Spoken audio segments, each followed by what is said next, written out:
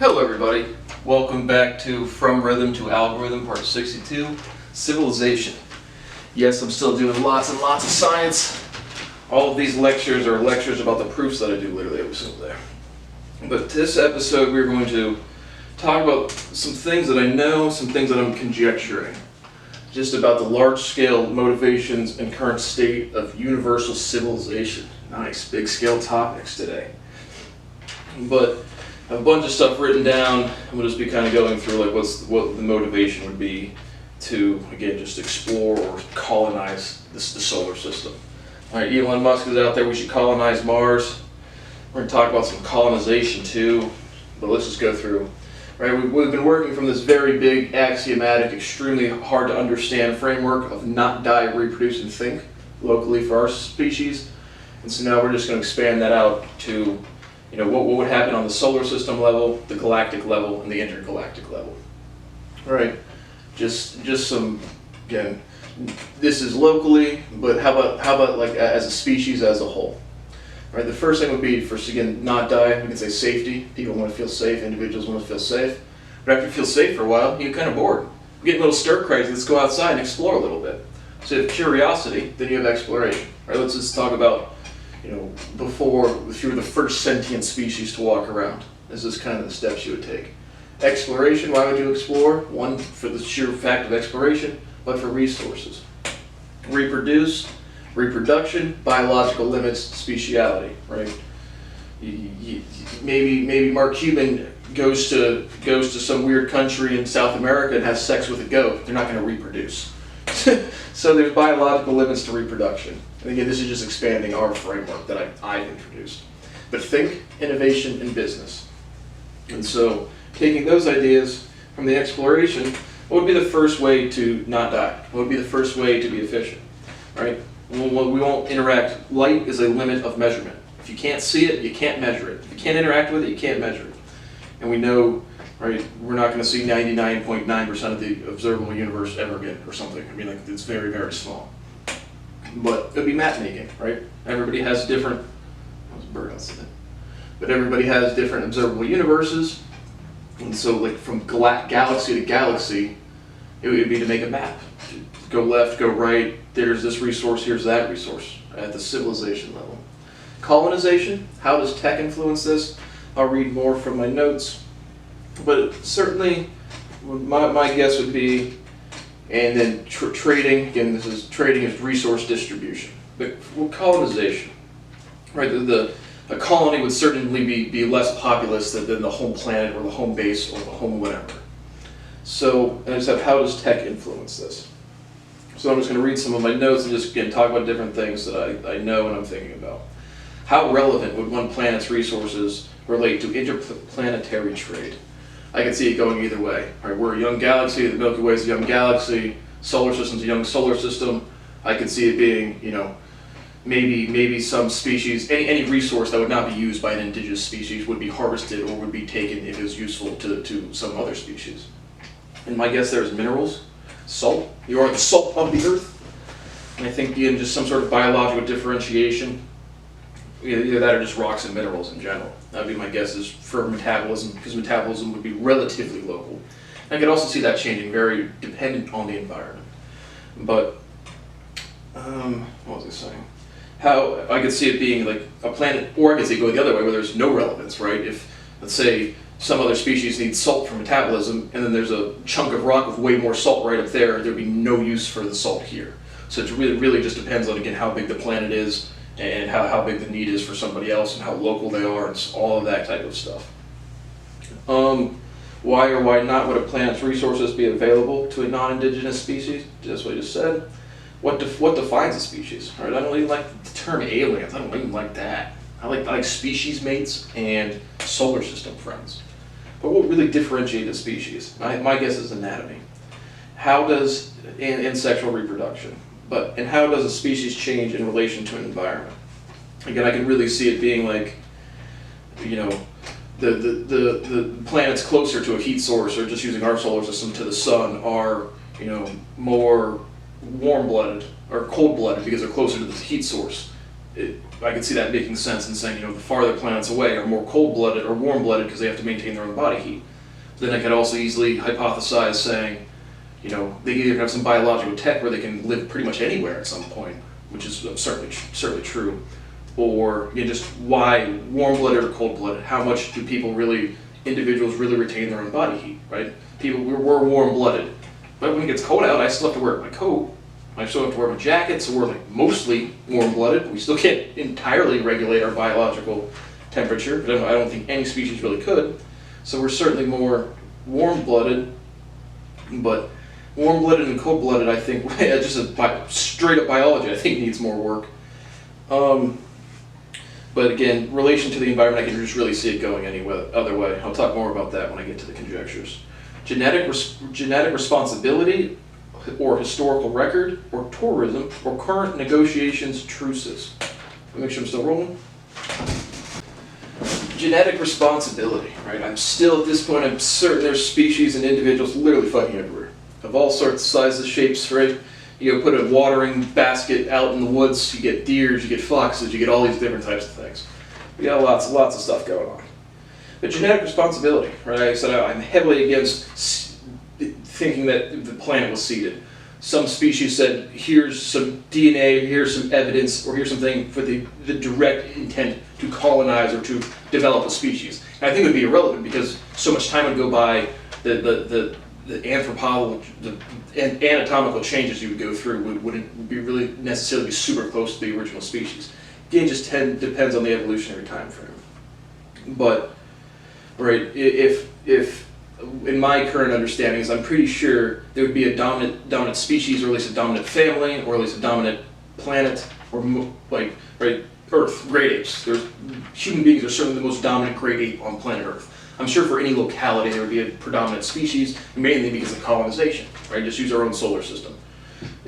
Earth is we look for the Goldilocks habitable zone now, but Neptune, Uranus, Jupiter, Saturn, they all went through the habitable Goldilocks zone at 1.2.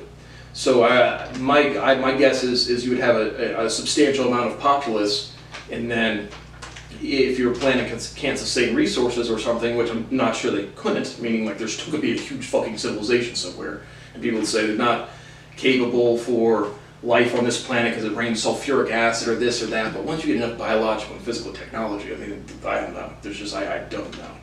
But my guess is that they would planet hop. Or they would live on one planet for a while and then jump over to the next one, then jump over to the next one, then jump over to the next one. And if you're talking evolution scares, hundreds of millions, if not billions of years, at least locally billions of years, then it's going to certainly be the same species. It's just going to be predominant. It's not going to be seeded. Right? If they live there forever, they're going to have influence on the biology, the plants, the other animals that live there. So genetic responsibility just meaning if a predominant species lives somewhere in the solar system, would they have any sort of galactic responsibility for the planets they lived on? I see that as maybe, but then again, individual responsibility I think would matter more, just like human beings taking care of human beings. But genetic responsibility, maybe. Or even simpler, maybe they live here, right? Maybe some people live we talk about I think I have on here, we'll talk about the conjectures later, but what if a species just has a small population and again lives in the ocean or something?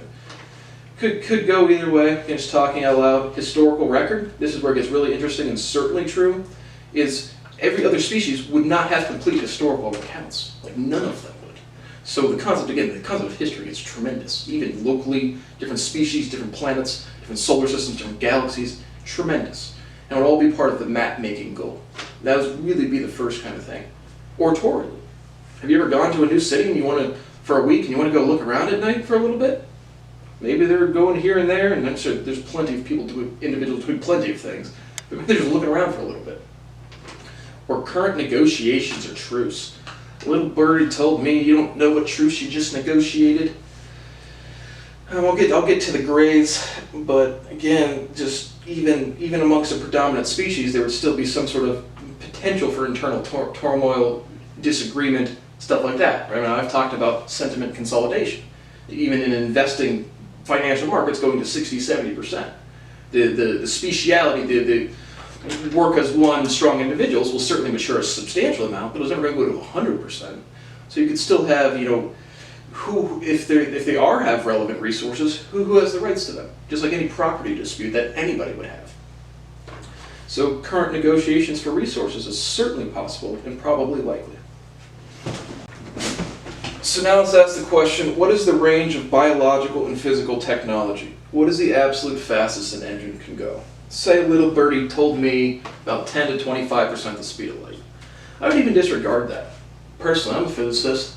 I think there's got to be some half limit, right? Half-life, half-limit. How much mass can you generate acceleration, regardless? Now again, we're just talking about the planetary, the galactic, the bigger scales, which I just don't fucking have any intuitive understanding of how much mass is out there. But I would say, again, right, this is why the map making would be, because every bit of information would be local, every single fucking bit of it. But I would even guess, even if it's not here or local, I would say I don't see any physical reason why someone couldn't push it to the 49% of the speed of light. I don't think you could get half the speed of light, and I don't think you could get over half, just because of the half mass limit or half-life, but half. That's just my intuition, could be wrong. Physical cloaking, biological cloaking, and anatomical limits. Talk about this a little bit. I substantially doubt you can modify your anatomy past a given amount, hide some gills, make your structure a little more apparent or conducive to the local species, certainly. Go invisible, certainly. Be chameleons, certainly. But substantially modify your anatomical structure, I just doubt. I really, really fucking doubt. And to a very high degree. Species age and lobe differentiation. Right? Reptiles and amphibians on this planet have three heart and liver lobes. Mammals and birds have 4. So what does that demonstrate? What is clear biological differentiation? It's more specific. There's more lobes. What does that mean? I don't know. But again, I just don't fucking know. But I would say the more differentiated, the newer the species is, the more evolved it is. The less primitive, something like that. Communication limits. Brain connection to text. Right, I just saw on 60 Minutes the other day, or you can just Google it, about someone having just like probes on their brain or something, like a deaf person or someone who can't speak or do anything, and they can just think, type out the text signals. Brain reading just does not exist. I've seen some rumors about telepathy. Again, I really just disregard that entirely, and it's just, again, if it's possible at all, which I do think it is, it's just a sensitive receiver. I mean, the same way human beings can map most emotional states just by looking at people. When Eric Weinstein says, Adam, my neighbor, knows exactly how much alcohol I've had, why would that not extend to neural connections? And we already have, the text to thought to text. And again, I don't think it'd still be different to each species. It'd either need a really, really profoundly sensitive physical receiver. It'd have to be probably really close, and there could just be some species that are just tuned to it. It just really depends. And we'll talk about some of the conjectures there. But again, cold-blooded versus warm-blooded. How about bipedalism versus... I see no real anatomical or evolutionary reason like why standing up on 2 feet would be more like advantageous. I really, really don't. I really think it could depend. If you got some dogs and cats, they're all chipped up. Doesn't surprise me. I don't really know what to make of it. Doesn't give me any indication of locality or origin. How would rank be established in a locally accessible and diversely populated solar system? If there's a bunch of different species, right? We have to look at all the biological life here. Why would it not be the same everywhere else? There'd still be a predominant species. For what reason? Again, I think just some sort of genetic responsibility, or just locality, or just around. Take care of your own shit type of deal. But again, it would just be whoever did the most, whoever's the oldest, whoever colonized, whoever has the most, who's ever helped the most, whoever's been the most efficient would certainly be the ones in charge, policing, whatever. Conjectures about our solar system. All right, we have the Sun, Mercury, Venus, Earth, or the third planet from the Sun, Mars, Jupiter, Saturn, Uranus, Neptune, and shout out my man's Pluto. But 4 smaller planets and 4 larger planets, plus a Pluto, right? So I just think in a lot of UFO lore, which is again, theorem, the basis of every rumor is some truth. Again, I don't Google these things. Like, I Googled a little bit yesterday, but I'm not a UFO dude. I don't look into aliens. I go outside and observe shit. And then I notice how people react. But every rumor is some truth. And so you'll hear, like, Roswell, start with the Gray family. Virtually certain they're either from Jupiter, they're still on Jupiter, that's their main colony, their main base or something. There's certainly talls, and there's certainly smalls. Small planet, small grays. We're certainly hairy, we're certainly apes, we're certainly primates, but, right, a reptile breathes through their lungs. I think there's some ancestry of reptilians, and that's another one you can Google, or if they've heard about. Again, if it's in the sentiment of the species. Again, we're talking millions of years of everyone evolving on Earth. Homo erectus, Homo whoever's, all of those motherfuckers. But the small, I think the small grays are the most populous, and they're the most recorded. It's like sightings or interactions or contactees or like people think since the Nordic ones.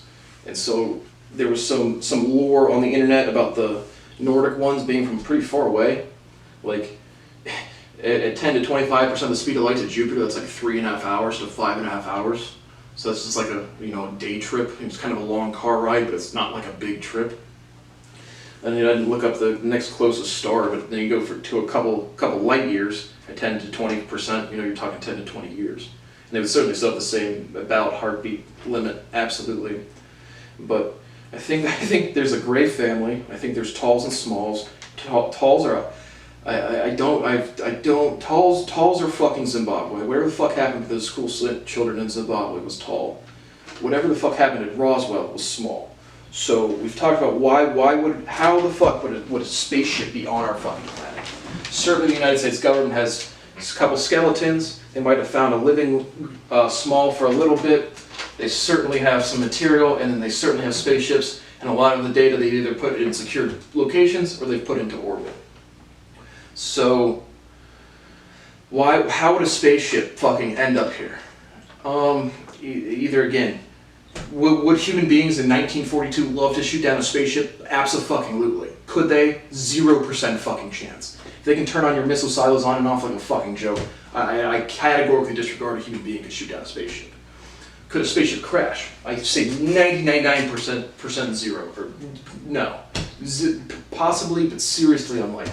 So the only conclusion I can come to, either they shot down themselves, they were criminals, maybe someone was running away or getting away with something, or they shot down themselves or police shot them down. Which if I had to guess, and again, super conjecture, I'd say the talls are kind of more of the police, and the smalls interplanetary, and the smalls are locally here or something. Small planet, bigger planets, it just makes sense to me. But the reason I see it as likely as they shot down criminals or something disgraceful is because they would recover them, right? If you go to war, you recover your soldiers. So I don't see how any chance, even because if it crashed accidentally, the species would recover the crafts and the bodies. So I think my guess is what happened at Roswell is some sort of crime and in inter-family dealings. That's my fucking guess. But Atlantis, right? There's always this fucking rumor here in human beings that Atlantis, there's a lost city under the sea. What about a trading port in the Atlantic Ocean? You're like all the data, all the fucking shit you're getting out of the oceans and not the sky. What if it's just because we're land monkeys, so why not set up a trading port in the fucking ocean? It makes so much sense if there's any relevant resources here. It makes immense amount of sense. So maybe the lost city under the sea isn't fucking a sunk city, it's just a fucking underwater trading port. Martians? Maybe they're fucking Martians. But again, it doesn't have to be like an indigenous to Mars. They can colonize pretty much fucking anywhere. Again, we talked about the Greys extensively, Jupiter and Galileo's 3 satellites. I think if we could rewind to 1500, we might even though the real debate was heliocentrism versus whatever, was the Earth the center or was the fucking sun the center? That's this time, and I guess that's kind of probably heretical, but I think there's some bullshit going on in history of covering up what Galileo's 3 satellites were.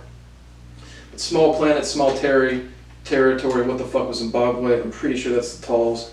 I'm pretty sure You have reptilians and amphibians. Reptilians would be our closest ancestors, I think so, because of how we breathe. Amphibians breathe more through their skin. We certainly breathe through our lungs. Really, again, warm-blooded, cold-blooded, bipedalism could go several different ways for several different reasons. But I think the talls and smalls are also primates. I'm very confident the skeletons the feds are lying about are small. We just talked about the self-police, why they would be here. And I think there's some smaller than smalls, right? And look how much in our folklore we have pixies and fairies and dwarves and elves. I shot at Google yesterday and I definitely saw some rumors about a sentient dwarf species. Again, I would say even more directly than this, I think the direct ancestor from Earth would be the pygmies. Right? We have pygmy animals of fucking everything. Why would we not have pygmy, smaller structures of ourselves? Oh, we killed all those people. Human beings killed all the pygmies. Oh, that pygmy horse. All the pygmies in Africa, we kind of fucking execute. So, man, this makes so much more fucking sense to me now. Anything else that I can just confidently conjecture? Again, I've heard Martians a bunch, but to me, whoever runs is Jupiter, the Gray family. The Addams family. Boop, boop. Anything else? Make sure I'm still rolling. There's also plenty of, rumors and just folklore or whatever you want to call it about lizard people. And for whatever reason, again, I don't think everything I see, I don't believe everything I see on the internet, but I just, again, I know, this is how I prove things, okay? I'm the kind of guy from the species that needs more data, and there's not enough. If I can learn it, if I can prove it, it gets learned and it gets proved instinctually. I can't not do what I do.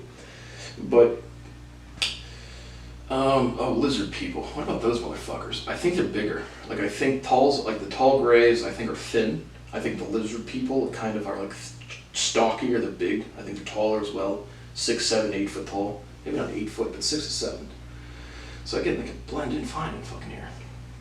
But there was also again, like the only ones that I wasn't super confident or like personally intuitively seemingly aware of was, again, I read something on the internet about some legend of Nordic lookalikes, not actually from Norse cultures, but just before a lot of gray sightings, there was, reported to be the Nordic ones. So people, like literally just individuals, primates that looked like people from Norse. Long blonde hair, blue eyes, stuff like that. So that's interesting to me. I've seen a couple people like that. But that's, I don't even know where the fuck they would be from. And the rumor on the internet was like far away, like 444 light years away. So everything local makes sense. Anything from the solar system makes sense. 444 light years, I don't know what the fuck that would be. They could be everywhere. I mean, there would be a predominant species even in the galaxy. So there would be the same conceptualization of the Gray family, one step bigger. There would certainly be satellites from the sun. Right? The sun would definitely be older than any planet here. So there would certainly be some sort of, satellite, or I think the glowing orb things that you're not sure are centrally controlled. I'm sure 85% sure that's some sort of tracking thing from the sun.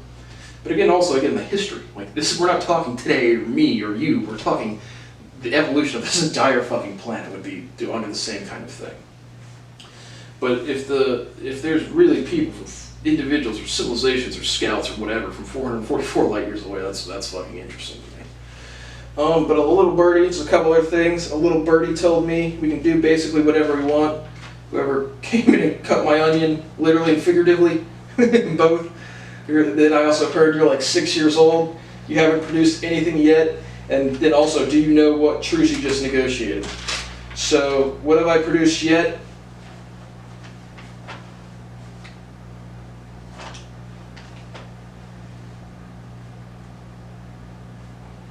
So we'll see if that gets written down anywhere. But I've produced plenty. I've produced a fuck ton. It's a lot different in real life than your history books. Ain't it species bait solar system friends? But again, like I don't know, random thought. How would try to imagine learning history from a species that's 1 million years old. We have 5,000 years of recorded history. Imagine going to school on a different fucking planet and be like, here's 1 million years of history. Couldn't learn it. Probably not. But probably not. So again, it's all probably about the same thing. But again, this is what I know about civilization. Those are my conjectures, and I'm very strong in all of them. So I hope you learned something. Where am I at speciality or sensorality? Still doing proofing all the fucking time. sensuality, tingles. Right? I have a tingly feeling. Sensation, tingles. We have to reduce a word to the fundamental syllable ing. Sensuality, tingles. So I will see you next time. Hopefully to finish up this proof, and we're going to figure out how we went from rhythm to algorithm. Then we're going to talk about how we went from vibration to resonance. So I'm almost done isolating a linguistic variable in complete generality. We're getting there. But thank you for watching. Hope you learned something about civilization.